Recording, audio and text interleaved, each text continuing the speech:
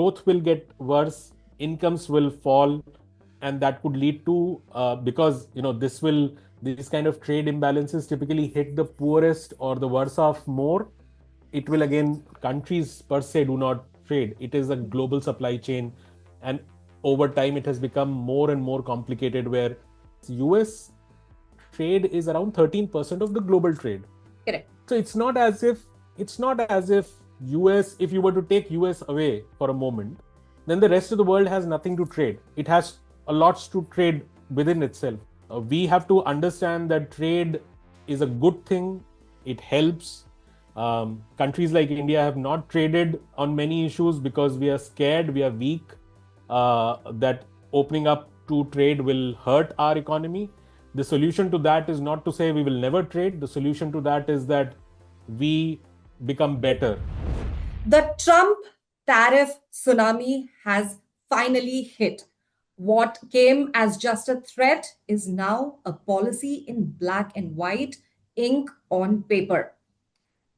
The President of the United States of America has singled out, doubled down, and punished India with a Russian penalty for oil imports from Moscow.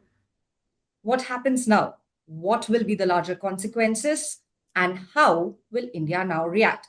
To decode this Trump tariff situation, we are joined by the Indian Express Deputy Associate Editor, Udit Misra. Hello, Udit. What's a day it's been so far? That is true, Flora. It's pretty hectic, so much happening in India and in relation to the US. Much to cover. Absolutely. Has it sunk in yet that India is now one of the highest tariffed countries by United States along with Brazil? Have we dipped our fingers into the water? Has it hit us? See, at some level, I think most people expected this to happen at some point or the other. I have written it on the day when the reciprocal tariffs were first released, that was April 2nd, that the approach with which Donald Trump is going about imposing these tariffs, it is just a matter of time that tariffs will go up. Because his approach is that we should not have deficits, trade deficits with any country, which means the way he comes to a particular tariff number is by deciding what is the tariff number at which he can balance the trade. So as long as the trade is not balanced, in his view, he will keep slapping more tariffs.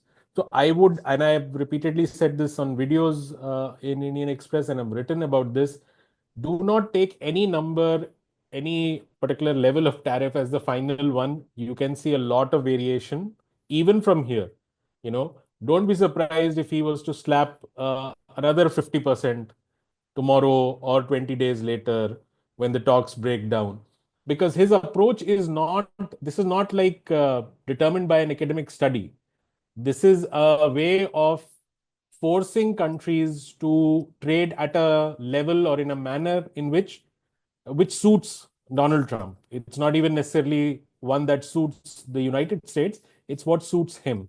So in terms of whether it has sunk in or not, well, it is unfortunate that we are in this situation right now. But frankly, in the last 6 months, if you look back, there have been times when Canada was under the pump, Mexico was in the firing line, China saw tariffs being slapped. Every country has sort of faced that, and there have been these cycles. So I think this is just part of that cycle, and I think we should see it as that. Yeah, Udit, up top, the major question right now is who is being hit the hardest? If you had to name three sectors in a broader context, who do you see bracing for maximum impact? So if we look at the areas where we produce send the most goods, it's also, see, the way Donald Trump is going about is that he's also kept some exemptions, to ensure that it doesn't create so much backlash in the US for him. But electronic goods, food, textiles, these are the areas where we'll perhaps face the most hit. It also depends, tariffs also hit you hardest in a relative sense, because it depends on whether a particular sector is has a direct competitor in, say, Bangladesh or Vietnam, quickly in a position to take replace you in the trade, right? So that also matters. Another thing that determines this is whether you have the margin, profit margin, to sort of survive this for 20 days, 1 month. Right. Many people may not be able to do that. And Correct. again, I would like to highlight this to our viewers that while it looks like countries trade, it is not actually countries that trade. It's individuals in different countries that trade. So those individuals can get left out because of these disruptions, and they may not be able to come back into the process. Somebody in on the outskirts of Delhi may fail to get back into the supply chain just because there was a disruption. So the damage, I think that assessment will also require some time to understand what sectors got affected, and to what extent. Absolutely. Now, there have been a lot of reports that, there are sectors like shrimp, leather, jewelry, gemstones that will take a hit. But it's a very interesting thing that you pointed out that, it's not countries, it's individuals or individual entities for that matter. Udit, how do you see the ripples of, obviously, they will take time, but how do you see the ripples spreading across Indian economy and also globally? So if we look at the Indian economy, well, US is a big trade partner of ours. So imagine for a moment, if trade, tariffs are around 50%, 70%, those are fairly prohibitory levels of tariff. Basically, no consumer in US will pay 50% extra to import anything from India. So Correct. those trades will go away, and Mhm. that will affect those businesses. That is one, Right. which means those businesses will not have the income. They will not, there will be backward linkages of that in our economy. We will obviously not have that kind of growth, and then it will have a ripple effect in terms of backward linkages.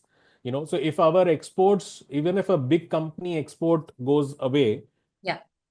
that company internally might be procuring a lot of intermediate products from a lot of smaller consumers, Yes. producers, and that will affect. So that is one. So growth will get worse, incomes will fall, and that could lead to, because these kind of trade imbalances typically hit the poorest or the worse off more. It will again further increase inequality in our economy, which is already a bit of a problem. And that is on the India front. We will lose out on the global supply chain. As I said, that countries per se do not trade. It is a global supply chain, and over time it has become more and more complicated. Where, say, a cycle is being made, then one part of it is being procured from some one country, then gets processed in another country, then turned into another product in another country. Once you fall off that supply chain because you are a huge cost center, then it's very difficult to get back into that. So it can have long term effects also in terms of losing out. And for the global economy, as I wrote in one of the pieces, US trade is around 13% of the global trade. Correct. So it's not as if US, if you were to take US away for a moment, then the rest of the world has nothing to trade. It has a lots to trade within itself. But as I said, you'll have to find those linkages. The global economy will, in the short to medium term, will find a dip, will suffer, and before they can figure out, say, Indians and Europeans figure out, okay, can we directly come together and trade, right? Correct. Instead of directly trading with the US. Let's cut Uh, out US and then figure out some other way. So there will be this period of 2-3 years when there'll be a dip in trade, in growth, in incomes, and we should all be ready for that if this carries on. Absolutely. Now, CNN uses a very funny acronym for Trump. They call him Taco. Trump always chickens out. And now this morning, he also said that, there's more to come.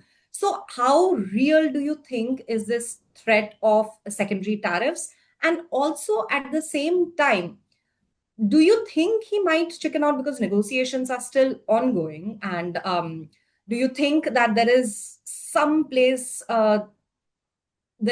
room left where he can revoke or rescind the said tariffs?